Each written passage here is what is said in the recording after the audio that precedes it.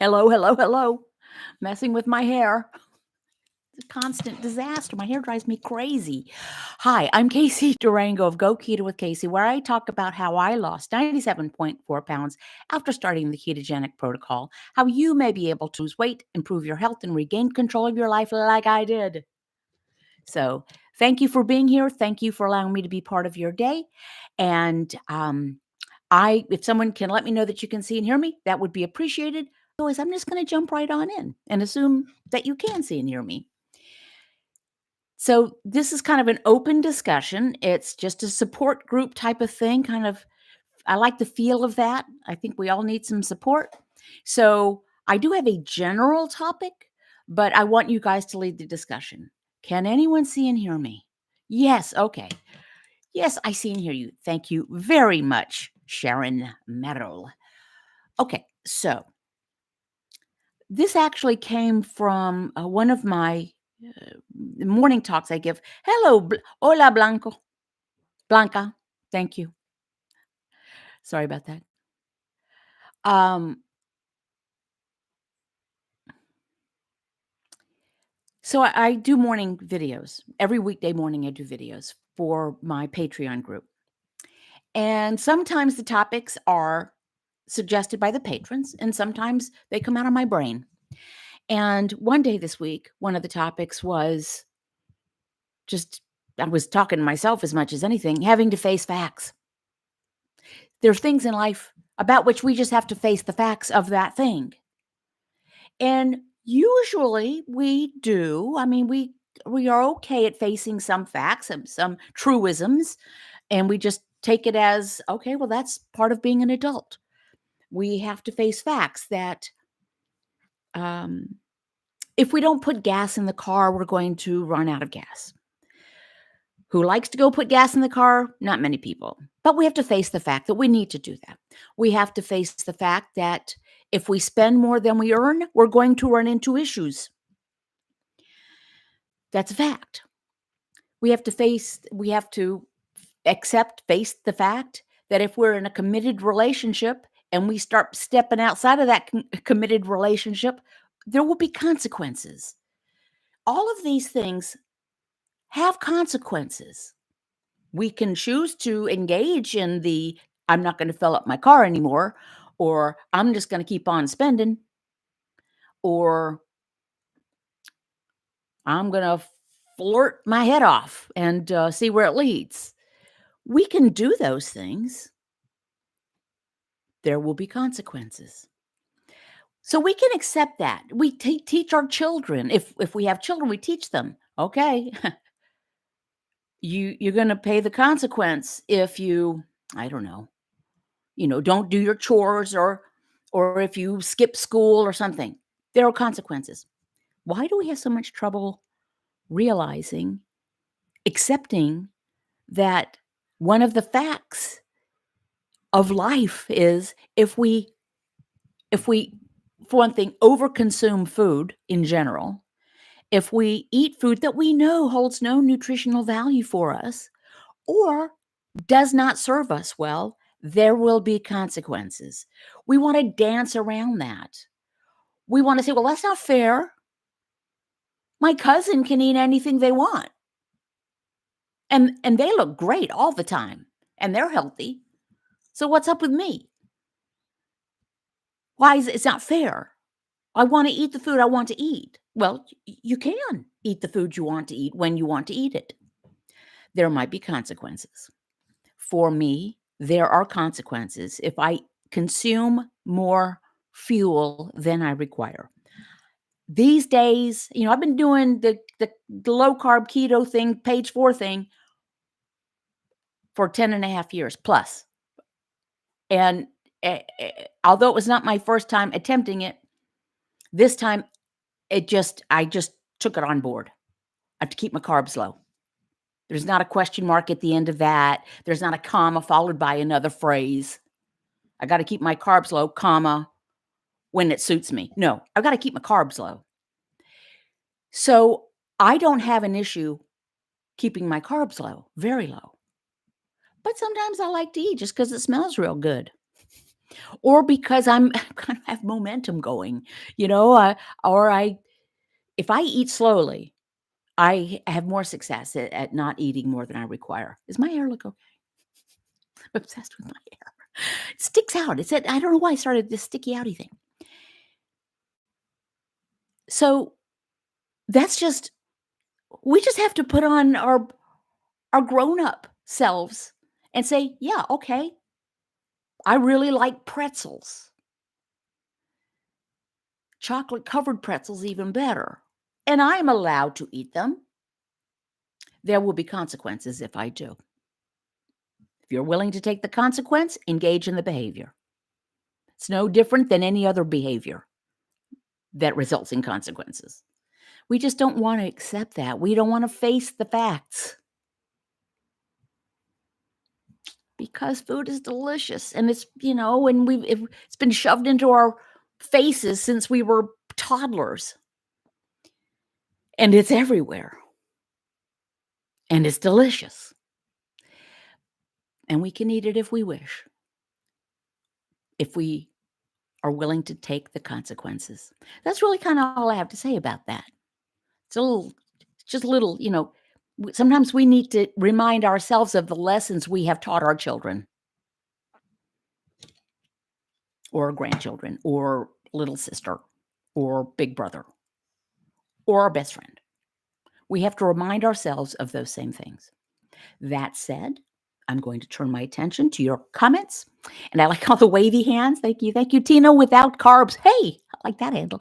Good morning. After trying once again to be a moderator and realizing again that I'm regaining control of my life. And Tina is referring to the phrase, and I am this as well. I'm an abstainer, not a moderator. I just need to abstain. Jill's mommy, good morning. Hello. Hello, Luke, if you're listening. I want to share something, actually. I've queued it up here. Um, one of the snippets I did was why I weigh, when I was talking about myself, why I weigh myself every day. And so I told that little story because I do. I weigh myself every day and I share the weight fluctuations with the patrons. And then another topic was the next day was let's not overthink this. It's really pretty straightforward. So under those snippets, people make comments, and one person made two comments, one under each day, and I'm going to read it to you. I won't share the person's name because it is a private group. So under the snippet, why I weigh every day, this person wrote, I'm with you. I weigh every day, and when I can't because of travel, vacation, etc., I have anxiety about that. Since August 1st, I have gone back to what I know worked in the past. No cheating, no little bites, no one chip won't hurt. It's been all and only page 4, watch the alcohol, exercise daily, drink water, sleep. I'm down 23 pounds. So I'm almost back where my happiest weight is. There's no magic to that. It's doing the thing we know works.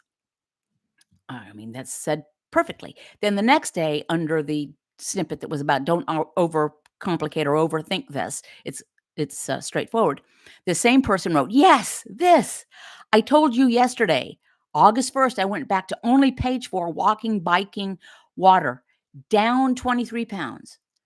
Went out with a friend last night, glass of wine and charcuterie. For those of you who don't know, charcuterie is a plate of usually cheese and crackers and mustard and hard meats and olives. So went out, had charcuterie, no chips, no salsa, stayed on plan. We are in control of us.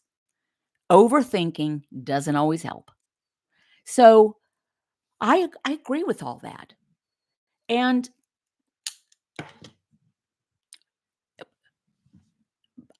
sometimes some of us overthink everything. I can tend to be that way.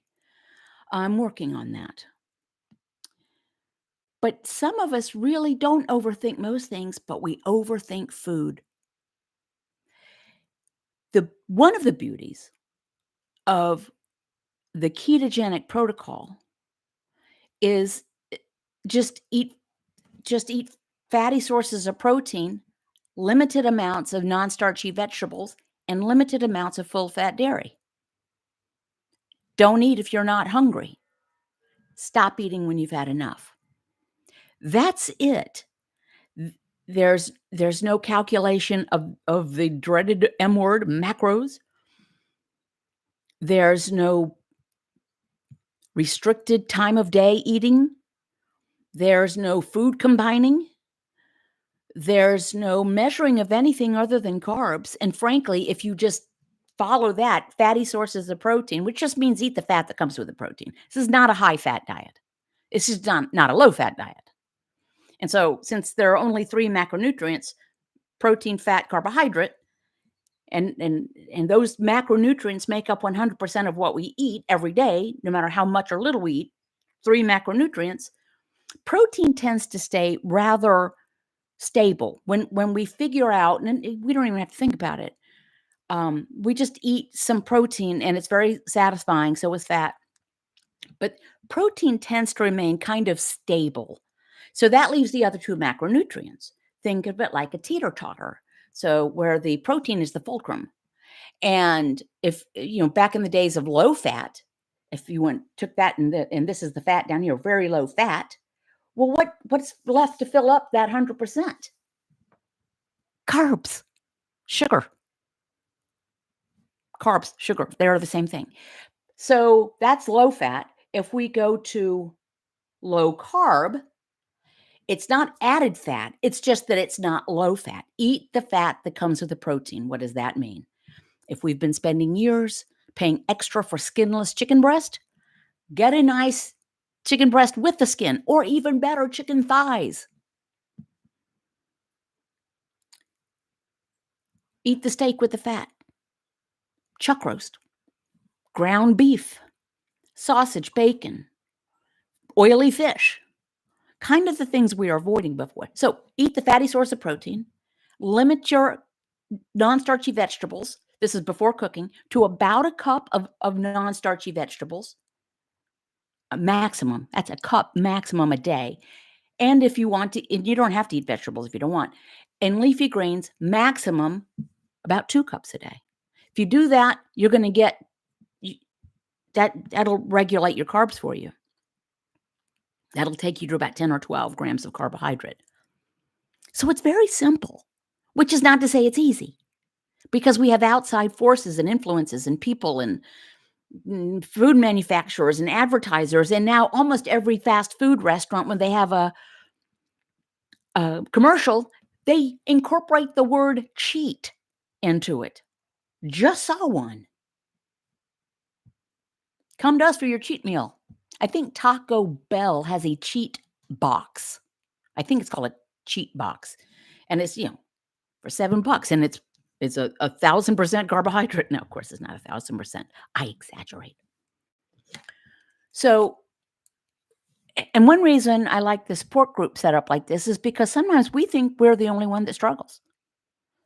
Where I hear from people all the time, struggle, or had success, got sucked into the one bite won't hurt, or thought, a new wrinkle on this. Let's buy this kit and let's shock our system and have a carb up day or something. And then then it all just goes wacky. But it happens to a lot of people. So that's why I like a support group setup. Now, I'm going to say you do not need to buy one thing to be 100% successful at this protocol. No kits, meal plans. You don't even need cookbooks. I mean, it's just, learn how to cook, but it's not recipes. Keto's not about recipes. If it's a recipe, it's probably not going to be low carb. No supplements? No supplements. I get asked a lot. I take a teaspoon of cod liver oil every day for the vitamin D. That's it. I don't take any other supplements. I don't take a multivitamin. Used to take magnesium. Don't need it. Don't take it anymore. So you don't need to buy supplements, and certainly not if it has somebody's brand name on it. That's if someone's trying to sell you something. Ishk. but I will happily sell you a t-shirt or a cap or a mug all day long. So there's a link to my spread shop below. And as I always say, I'm just trying to earn my keep, y'all. So thank you very much for the support. And of course, I have my private Patreon support group link below where there's patron-only content.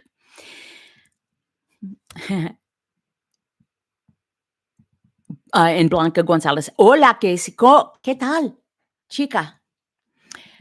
And Terry Hubbard, wishing all of you a sunny keto day. And Judy Porterfield, good morning from Michigan, sardines. So there's the story behind that. Judy Porterfield is a patron, and several times a month I have patron-only live stream on, it's very similar to doing this on YouTube, but it's on Crowdcast, a different platform. And so it's just like this. There's a chat that is set up, except different from that. People can come on stage with me if they want to. Anyway, Judy was cheering on somebody who had shared a success they'd had. And so Judy pops up. Wow, Teresa, sardines. I said, okay. Sorry, I don't like sardines. Okay. Well, her system had auto-corrected from the word awesome to sardines. And now it's a battle cry around Go Keto with Casey. As a matter of fact, you can buy a sticker and a mug that just says sardines. It's like a little secret message to yourself that you're, yes, let's go. Jill's mommy, Casey, Scott just told me last night that his main nurse, who has been listening to him give his patients the spiel and page 4 for 2 years or longer, has quietly started doing keto on the side. That's great. By the way, any grandbaby news? Keep us posted. So Jill's mommy, her husband is a medical doctor and is an enthusiastic person about the ketogenic protocol. And so that's really cool. You know, I did it quietly. I didn't announce it because, I've been obese for 30 years. I tried so many times and made a big deal of trying and then not getting anywhere with it, not losing any weight, being unhappy. So I said, I'm not going to tell anybody because they're just, oh, that's good, Casey. You just good. I'm sure this one will work. So I just started doing it. I wonder, have other people just on the DL, as they say, on the down low, done it because you either don't want to share, it's nobody's business, but you don't want to, or you think, or you don't want to hear from other people saying, that's crazy. You're going to have a heart attack. He still does it all the time on my iPhone, writes Judy. Jill's mommy writes, then yesterday he heard her talking with another employee, explaining what she's been doing. The nurse then ran back to Scott's office and grabbed page 4 to give her. Dr. Westman gave him permission. That's so great. So your husband, Scott, is different than many medical doctors who they have to be schooled by their patients sometimes.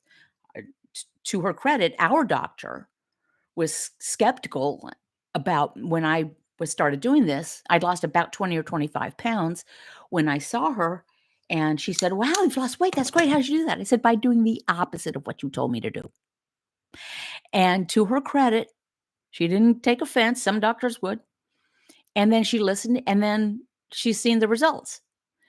And I don't know that she recommends it, but I don't think she's going to poo-poo it. So that is wonderful. For those of you who don't know, page 4, link below. Why is it called page 4? Dr. Eric Westman, and on January 8th, 2014, I was in a very low place. I didn't feel good physically or mentally. I didn't want to take insulin for type 2 diabetes. So I Googled how to not take insulin for type 2 diabetes. After a couple of things came up, it's called the White Coat video. It's very old. It's not one of these, I'm a YouTube personality things. This was made by a student of Dr. Westman's at Duke for the Duke Intro Web. And it was Dr. Westman talking to clinic patients. You don't see the patients. You just see Dr. Westman wearing his white coat with a whiteboard behind him that says no starch, no sugar. And it's a 5-page handout he gives his patients who have diabetes, obesity, etc. So it was no starch, no sugar. It was not even called low carb, high fat. It was not called keto. It was not called Atkins. It was no starch, no sugar. And so on this 5-page handout, the food list is the 4th page. So he gives a spiel. He talks about, kind of skims over why this works. And then he says, okay, if it's not on page 4, just don't eat it. And so it's like, single space typed out. It's fatty sources of protein, lists some non-starchy vegetables, um, lists some leafy greens, lists some other limited things like sour cream and butter. Those are not unlimited, by the way. Don't eat a stick of, eat a stick of butter if you want. Be prepared for the consequences. This is not a high-fat diet. You don't have to eat fat to burn fat, no matter what some personalities say. It's not about the fat you eat. It's about the carbs you don't eat. That's it. So that's why page 4, and it's linked below, but you don't even need a food list. Judy Porterfield, that's so awesome. The word is spreading so much these days. Some of the words are incorrect, though. I will tell you this. There is, some extreme things out there. Do what you want to do. I am not going to eat only beef, salt, and water. Not me. And I don't do time restricted eating. As a matter of fact, those of you who are with me for my, you can't be with me for my morning snippets because they're pre-recorded. I mean, I record them in the morning and then I upload them immediately. But they're not live. Anyway, you'll know that I rarely eat first thing in the morning, but this morning I woke up hungry. My husband prepared breakfast for me: bacon, eggs, queso fresco, and coffee.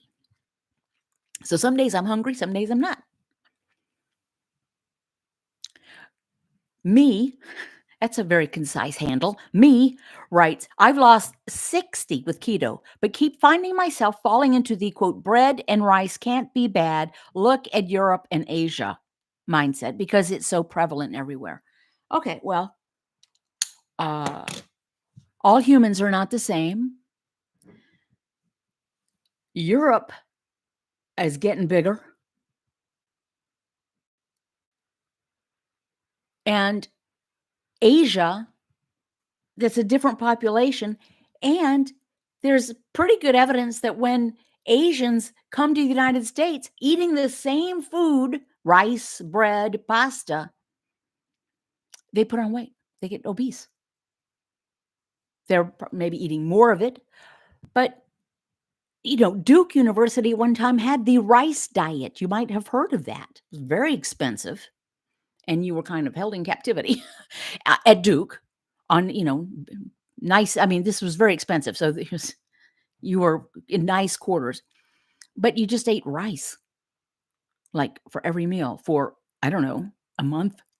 And then when they let you have a little half of a potato, you were so it was exhilarated about, oh my God, now I got to have a potato. Well, people lost weight because they were on a very restricted diet.